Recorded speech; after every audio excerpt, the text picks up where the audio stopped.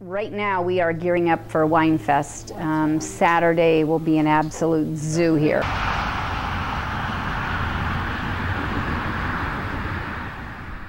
And what you're actually tasting is the Steuben grape, because it's a blend of our Buffalo and Steuben, but the Steuben is very fruity. Depending on what's happening, we tend to get on Saturdays a lot of large groups with limos and buses. They're maybe doing bridal party, birthday parties, anniversary parties. More and more people are renting limos and celebrating by doing the wine trail. Once we start the process, and by process I'm even saying picking, we literally do not touch the grape physically with our hand. It is machine picked, it's put into a machine that will de-stem it, take it off the bunches. We also add metabisulfide to it.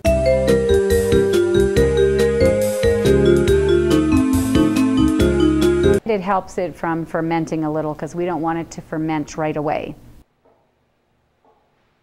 And it goes into a press, it is pressed, and from the press it's hosed into a tank, and in the tank it will settle anywhere from overnight to a couple days.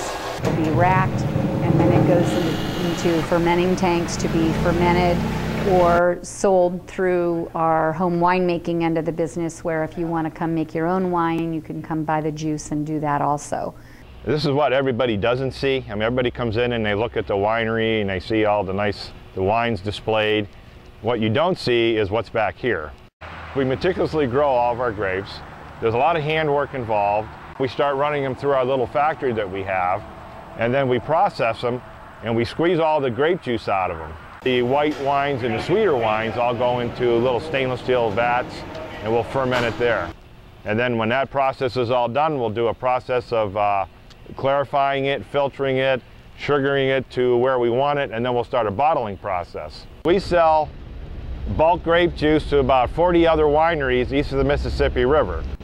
So we have 4 trucks that we run on the road, and they have their challenges too. They break down, but that's how we provide a good service, because we own the vehicle that transports it, so when it's supposed to be there, it's there. We run 13 states right now. We go into Missouri, Arkansas, Tennessee. We're up in Iowa, Wisconsin, and we do Maryland and Delaware, and West Virginia, Ohio, Pennsylvania, some in New York State. Our growing season actually starts in January or February, when it is extremely cold out.